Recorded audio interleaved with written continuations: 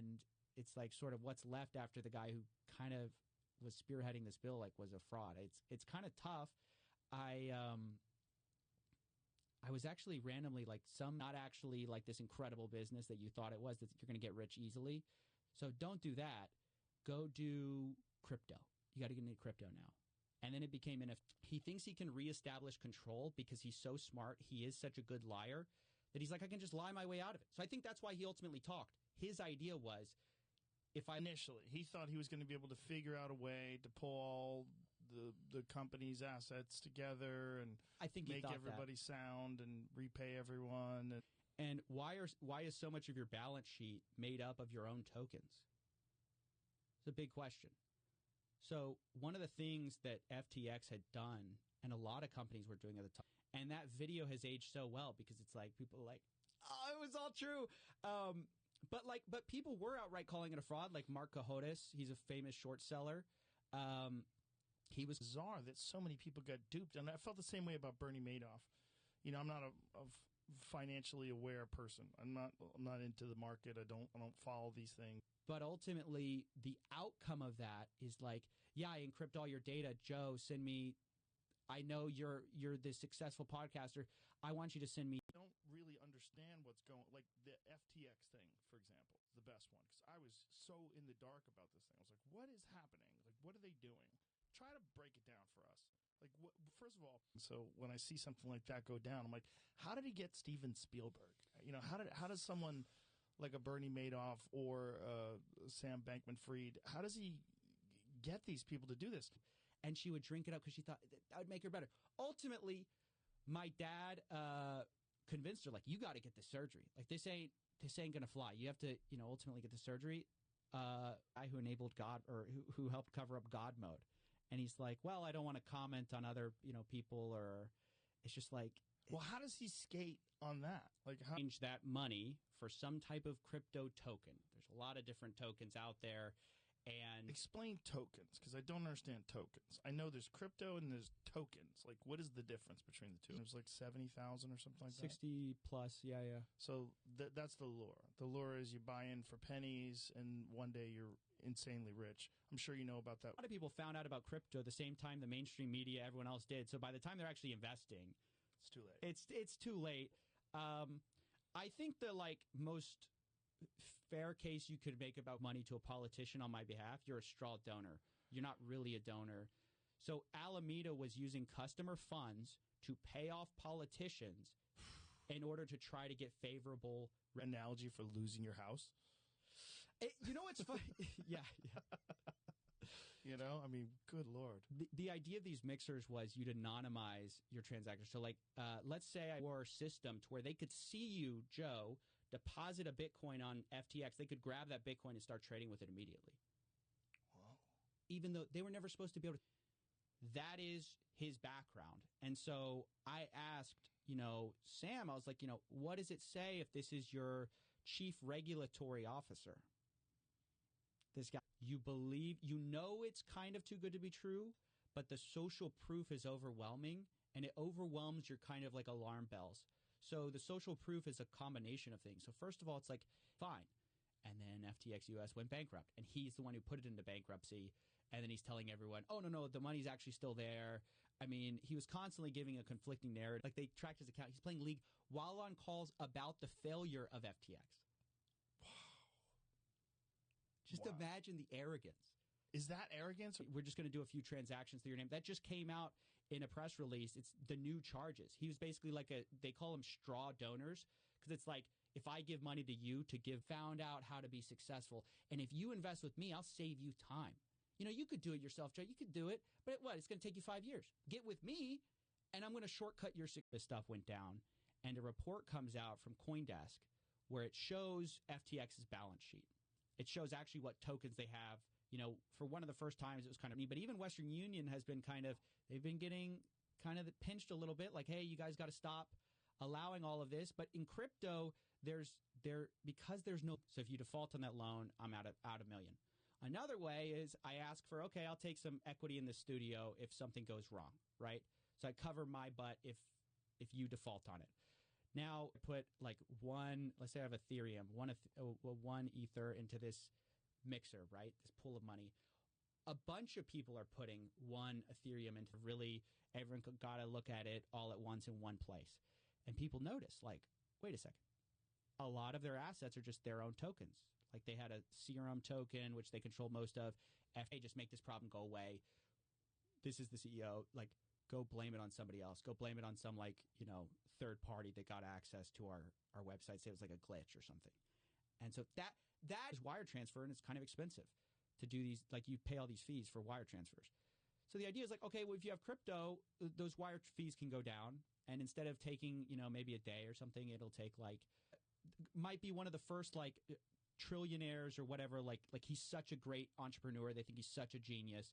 It might have been one of the A1Z guys, or lateral like dollars or like some asset will give you FTT tokens, which is their own invented coin. And that should have value if anything goes wrong. And people were accepting that as value.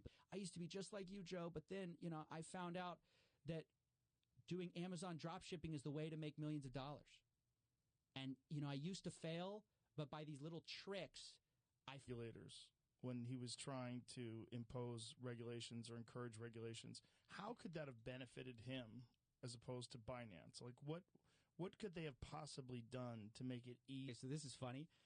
They found his League of Legends account, and during some of the calls after it was a fraud, you could hear him clicking in the background. Click, click, click, click, click. He's playing League, and he go start trading with it. Unless, obviously we have FDIC insurance, stuff like that. But like they didn't have that. They just take your money, go trade with it, and that's where the disaster started. Lack of regulation and the ability to send peer-to-peer, which means like you and I can just send money to each other directly, no middleman. There's also a really huge opportunity for fraud, scams, and from the arms of one huckster to another. Like it's almost to something worse. So we were warning people, hey, this is probably insolvent. Get your money out. But CZ ultimately was the big, he was the most notorious and well-respected. You put $100,000 into this little mixer, and then it sends $100,000 out later, and nobody knows where that money came from.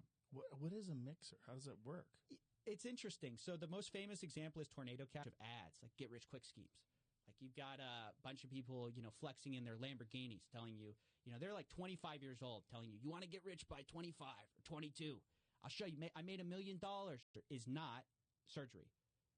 You can just treat it naturally. Just don't worry about, hey, don't listen to the doctors. Don't listen to your general practitioner.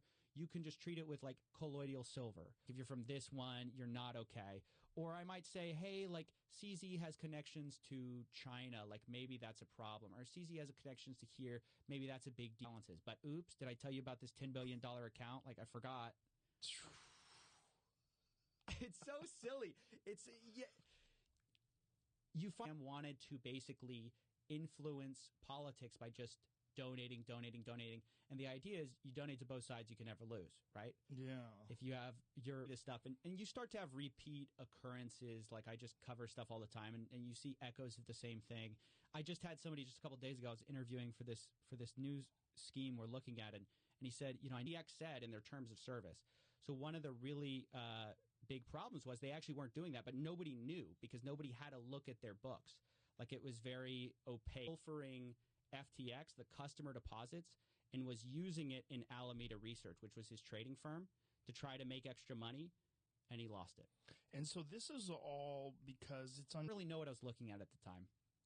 Then I go to college, and all my friends get an MLMs, multi-level marketing, sort of like just like hey, you're going to get rich. So I was always getting invited to these like get rich seminars because every day it's getting less valuable. So the question is, what do you do if you're in that country making money, if you want left?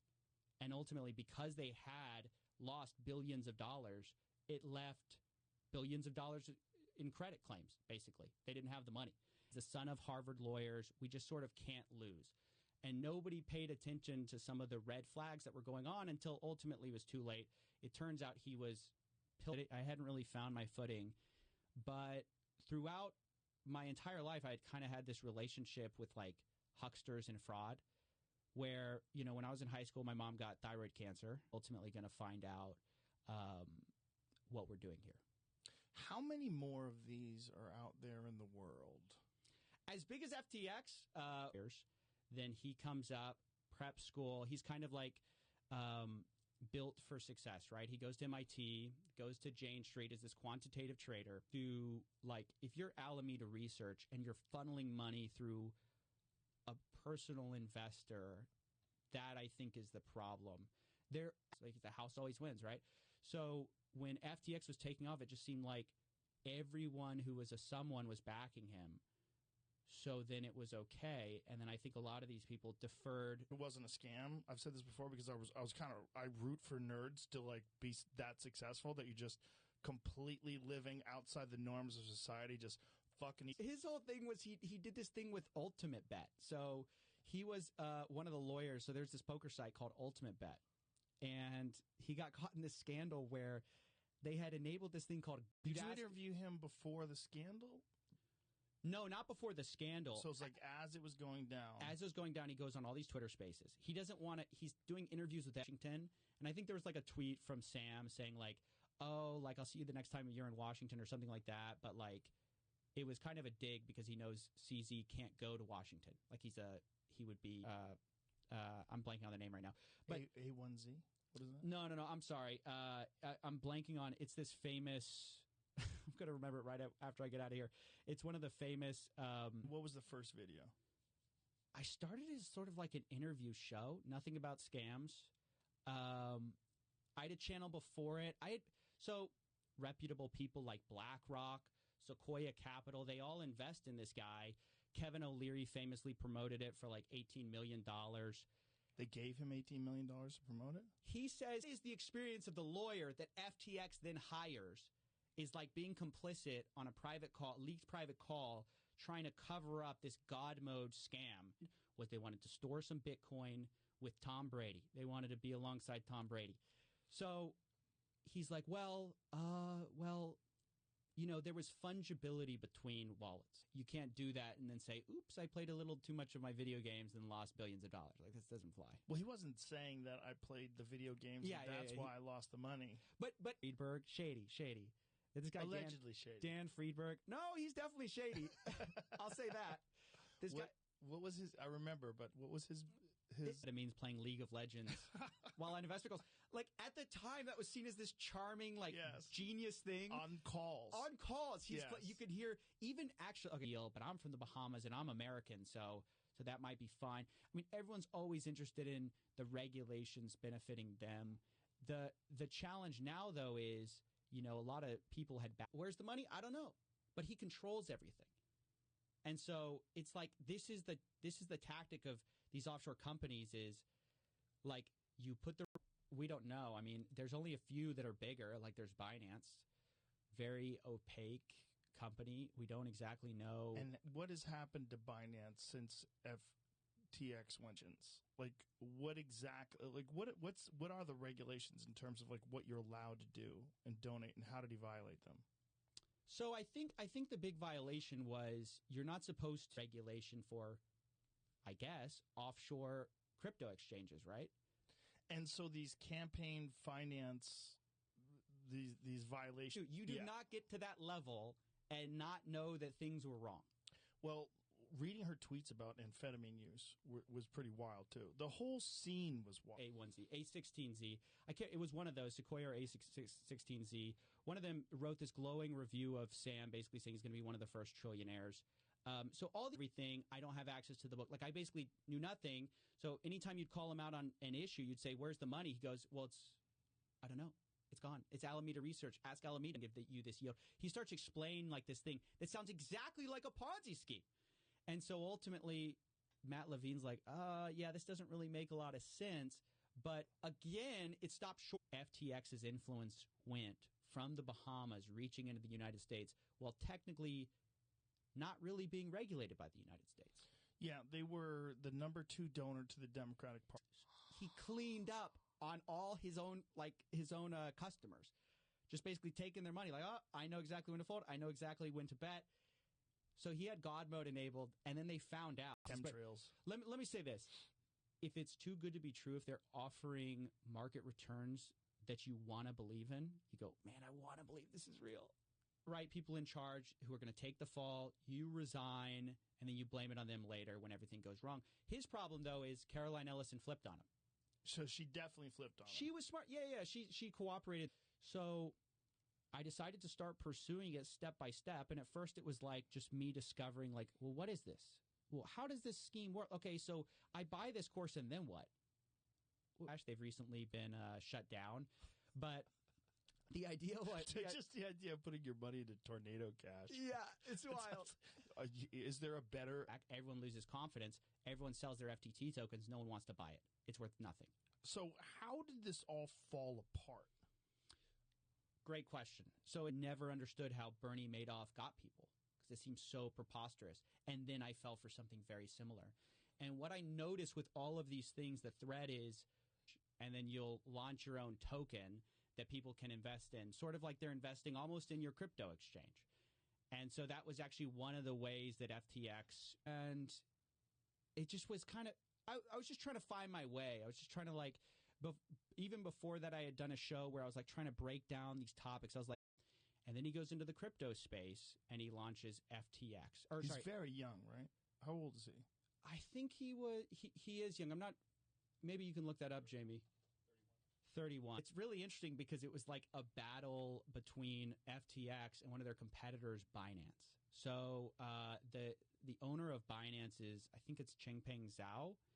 He goes by C. Like, you have $1, I'll let you trade with $100, and that's going to be like one reason you come to my offshore exchange. I can offer you more leverage than the guys who are like, you know, your hands in both pockets. But publicly, he's just like, he's donating to Democrats because he says, oh, I'm like this, like, you know, I care about all these issues. Yeah. But it's like even more cynical than just buying one party. I really enjoyed you catching him on Twitter Spaces. I really enjoyed that. I listened to that whole thing because before that, you have this guy who's this, you know, want to store your money somewhere else. How do you store it? So there's this idea of like these alternative currencies that are kind of interesting. And then there's some arguments that like, hey, if you're someone like me, what are you saying in the terms of service that means that I can't sue you? You have all these terms of service that basically say none of what I'm saying is true. Like, they say they can get you rich in the sales pitch, and then in stuff, you're just having to trust these shady offshore entities that they're telling the truth. Binance says they're fine. They show proof of reserves, but what are their liabilities? Now I can just send you $100K. It's going to take me 5 minutes. So that's why when people like kidnap people's data and things along those lines, they'd like to get paid. You can know their assets. So it's like a big thing recently in crypto. They'll say, hey, we're going to show you proof of reserves. What does that mean? They mean we'll show you on-chain all our... he launches Alameda Research first, which is just like this trading firm, which basically the idea here is we have some ideas. We're going to raise a little bit of money, and we're going to everybody. I ask him, and he doesn't want to talk to me. So, but he's going on these Twitter Spaces. So I was tracking when he'd go on a Twitter Space, and I would contact the people ahead of time and said, "Hey, you can watch them. These are real people, Joe. You can be just like them." And so I started watching this, and I started like seeing it. I'm like, "Oh my gosh, this is so interesting." Sort of, this is a fraud because, you know, no one knew. There's a bunch of backing. So I made a video at the time being like, this crypto CEO just describes a Ponzi scheme. I hate doctors so much, and it always seems to like end up with a sales pitch. Like, it never was like, hey, let me just give you this free thing. It was like always like there's a catch. Mm-hmm. So I didn't LGBTQ plus causes. And it was through a guy, and the guy was like, I feel a little uncomfortable with this. And they said, well, we don't have anyone trustworthy at FTX we can donate through who's these exchanges where it was worth more. So he was arbitraging this difference in prices. And then after he made his money that way, Binance hasn't had similar problems. No, they've had a few runs, and they've covered withdrawals. I mean, so it's just the problem is a lot of it's a black box. That's the issue. Was FTX's problem was not CZ. Ultimately, he's kind of the guy who like pushed over the House. There was already all this worry in the past. That summer, there had been a bunch of companies that collapsed, and people had never thought FTX. It was kind of the first time anyone thought FTX could maybe not have the money. Middleman, because there's no one who controls like Bitcoin, like no one can say like no to a transaction. Now it's like there's nothing to stop you from sending that money, and then you around, right? Kevin O'Leary's in, so you kind of think you're swimming safely with like other savvy investors, and that's what ultimately gets you to buy in. Bernie Madoff is very similar. Victims would reach out to me. They'd be like, "Hey, I'd been scammed by this guy, and I didn't realize what was going on, and you showed me, sort of like how the whole scheme worked." And basically, like, shell games where you're hiding the money. Yeah. You're saying, "Oh, invest in this. This is going to become valuable later," but you actually own a bunch of that bill. And now that it was all a fraud, or the guy who basically pushed it was a fraud, now they're like trying to retool it. Located out in the Bahamas, which is a great place to put your. Why do they do it in the Bahamas? Because it's unregulated. So the problem with doing stuff in the United States, $10 million or your data's lost forever. And you're like, call the police and you go, "Hey, track this guy." And they're like, "To what?" To a Bitcoin wallet? To, fight. Like one of the best ways to fight crime is at their wallets, like take away their banking. And crypto has just really revitalized that because, and like one of the first things the guy does is he controls it, but he renounces ownership. He goes, "Oh, I'm passing it off to some sham director." And he goes, "I don't have anything to do. I don't know. Well, there were some margin trading accounts." And I'm like, "No, but there were people who didn't trade with margin. There were people who just put their money with you. And all they wanted." Actually, campaign finance laws, I've heard, are pretty weak. I forget the name of the law, but it was passed in like the early 2000s, 2010s maybe, where it actually became very easy to donate. They're like, "Hey, don't work a 9-to-5 job. Like, be free like me."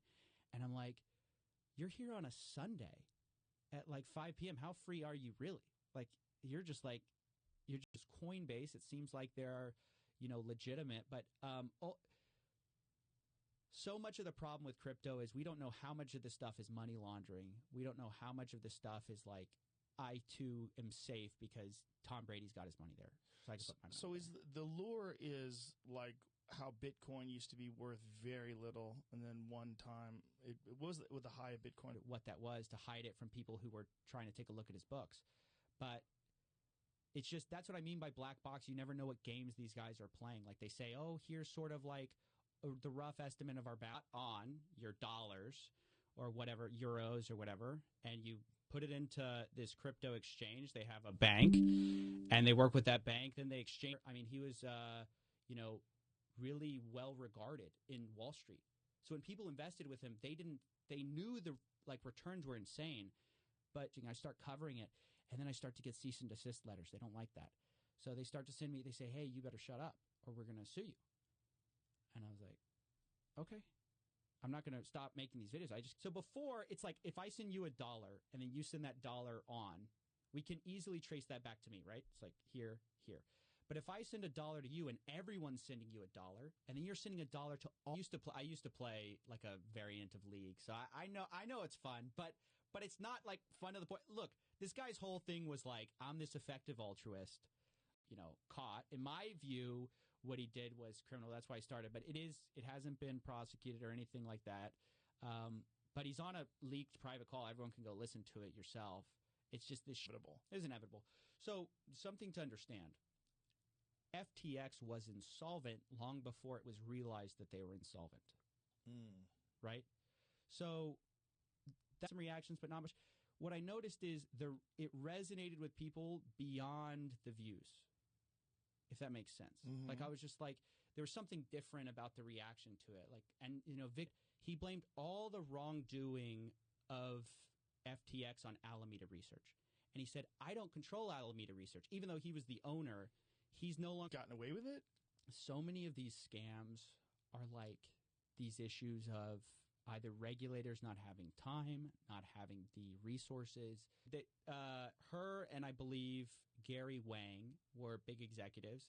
They're cooperating. They pled guilty. They're cooperating with the feds. I mean, they did this not having sort of like, it's maybe not big enough.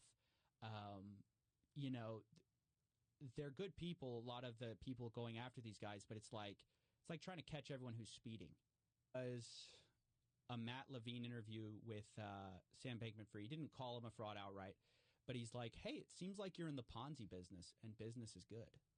Whoa. And what did he say to that? Yeah, that these basically nerds in cryptography thought of, which is, it's brilliant. I mean, it is brilliant because it is basically, it's almost impossible to trace. Sam goes, oh, you won like our battle. And people were like, you know, is it a battle when you lose billions of dollars of customer service that said, you cannot move, like when I deposit with you, you're not going to touch my money. And I said, Sam, if that's true, where's the money of all these people? It was going to undo sort of everything. Like if you don't root out the scams, you don't find ways to solve that, this is never going to work because if you're FTT tokens and pay everybody out. Oh, that's what he thought? He's on amphetamines, right? So he can't be thinking totally clearly. Your issue is that anytime there's demand for withdrawals, you're going to encounter problems. So it was going to be inevitable anytime any stores and I'd go because it was like my friends like said, hey, we have to get somebody. You know, you want to go? And I was like, sure, I'll go. I was like kind of fascinated. And you'd see these guys. Yeah, Elizabeth Warren wrote a letter to them. They're being looked at much more closely. I mean, ultimately, all of these things are so opaque in the sense that it's a strange time, man, to be covering crypto because I tried to tell people for years that this scam problem, this fraud problem, really perpetuated their fraud. I mean, I can break it down. How much do you know about the FTX Let's situation? break it down for people that don't know about it. So let's do it. So okay. FTX was this crypto exchange, crypto keys all the time. I mean, it's kind of an interesting idea where you go, I'm going to get in before everyone else, but a lot just kind of grifting here. And so, but you'd see them in nice cars, and so I was like, what am I looking at? And then as I'm doing my YouTube show, I'm like, I get fed a bunch of the CEO as of 2020. He hands it to this a girl he actually had a relationship with, Caroline Ellison, right? And she supposedly controlled it. He said she did access 2 months. You're going to be making 5 figures a month. 10 months, maybe 6 figures a month. And I've done it for people before. That's the social proof. I've shown people how to do this. Do something like that. Like, why would he publicly communicate? This is one of the... This is why it's so interesting to me to look at fraud. Like, this is why it fascinates me, as well as I think it's an important thing. He'd be afraid of being indicted, or I don't really understand why he can't go, but he can't go to America. So Sam